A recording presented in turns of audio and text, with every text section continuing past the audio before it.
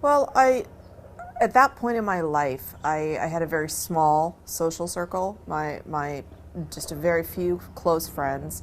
My very best friend at that time, female, my best friend, she actually happened to be married to. It's an interesting story, but just briefly, her husband is from Morocco, and he's Muslim. She's Catholic, but he's Muslim. And we actually went together to Morocco the very first time, when she met her husband the first time, and when I met my husband now the first time. We traveled together. And it was just a coincidence. I mean, the two men didn't know each other, and we had no idea that either one of us had met. It was just a weird thing. But anyway, so he was here. Her husband came here years ago, a couple years ago, and so she'd had a lot of people. She knew a lot of people that were Muslims. So for her, it wasn't a big deal. Um, you know, she wasn't. It didn't really make any difference, in our relationship. My mother, I had been talking to her about it since day one, telling her, hey, guess what? I'm checking this out. This is what I learned. And did you know this? And did you know that? And so I'd been kind of, she knew what I was into and what was going on in it. And again, it wasn't, my mom was kind of, her attitude was, well, if it's helping you, because I'd been through it was a really difficult divorce. It was a really very, very unpleasant and bad time. And so she was like, anything that helps you, that makes you feel good, I'm all for it, So she just, didn't really, the only, the only thing she had an issue with was when I started covering my hair. She got a little upset about that because she's like, why do you want to look like a little old lady? She's like, you're young, you're beautiful. What do you want to do that for? She didn't really get it. She didn't.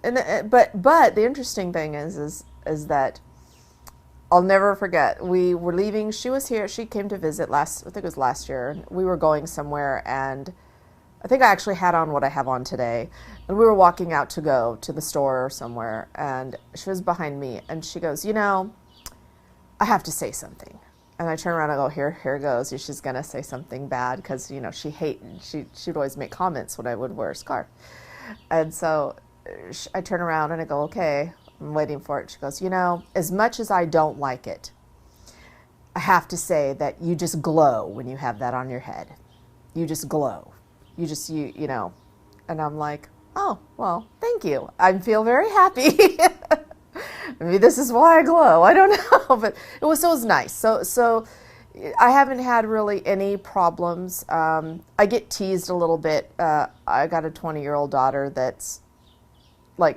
she teases me a little bit, about what I wear sometimes. And I don't know. I haven't had any real bad thing except, and this, I don't even know for sure if it's all I do know. I had a little bit of bad experiences with my children's school that they go to. They've been going there for a couple years, and the first year that they went there, I wasn't covering my hair.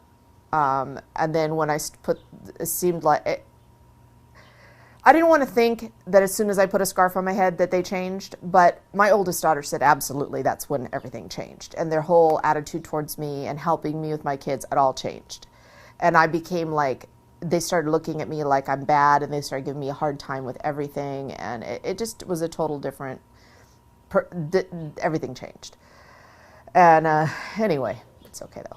But that and where I lived, I started, the reason we moved is because I got targeted by gang, the actual, like a street gang, down the street. They decided they didn't like me, and they followed me home one time, and they were on foot because they lived down the street. So I got out of my car before they got to my car, and I was getting ready to go back down and get the things out of the car. And before I could do that, my neighbor pulled in next to me, and they robbed him. And he said they were waiting at my car when he pulled in. It just so happened he pulled in, so they, pulled the gun on him. And then they came back and they busted into my car, and they didn't take anything. So it was just a hate crime. They busted into my car. They just trashed it. They, you know, threw everything around, made a big mess, broke the window, this kind of thing. So I moved, and that's when I moved here. This just happened a few months ago. So I moved here, and you know, alhamdulillah, I wanted to be here anyway. So it was just the push to get out of that place. But that's really, you know, and that kind of stuff, it happens. You know, it happens regardless of, you know, any specific thing. It could be because you're the wrong color, or you're in the wrong neighborhood, or whatever. But that's really the only thing negative, especially. But everyone else, my friends. Covering my head is the only thing really that anyone's ever got. It's so strange. That's the only thing anyone really seems to care about or have a concern with. In Islam, all the things are beautiful, but which ideas mostly impressed you? Even you can think. If you want to think, I stop the camera, then you think. No, I actually can answer that. It's more than one thing, though. I mean, I can't say just one specific thing. There's more than one. The first initial thing that impressed me so much was that it was an all-inclusive lifestyle. It wasn't just like the other religions. It was a way of life. It wasn't just, it's a spiritual, it's physical, it's on every level. And the more, because I consider myself a student. I like to study, and I'm really studying right now.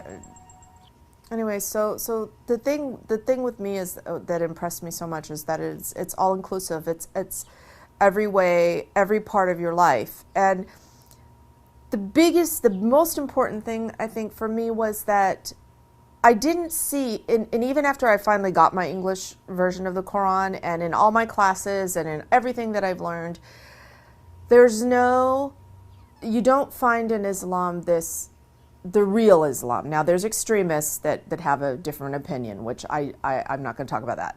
But in the Quran and in the real Islam, there isn't this hard, cold, brutal, like you must or you da-da-da, which all the other religions, I never understood that. I never understood that you know, it was so like, it didn't seem like anything from a God or from a divine being. It seemed more like someone wrote a book to tell people what to do. With Islam, it's like, no, this is a guide. This is the way. This is the suggestion. This is what you should do. If you want a good life, if you want this to happen, if you want to end up in heaven, if you want to avoid, this is how to do it. It's the way, I don't even know how to explain it. Like I said, it's like your best friend telling you, look, this is really, if you want things to go good in your life, you know, this is the way to do it, like this. And oh, you don't understand? Here, I'm going to tell you again. Okay, you didn't understand? Okay, let me give you another. This is how you can do it. It's so like it's done in such a loving way, and it's not just loving.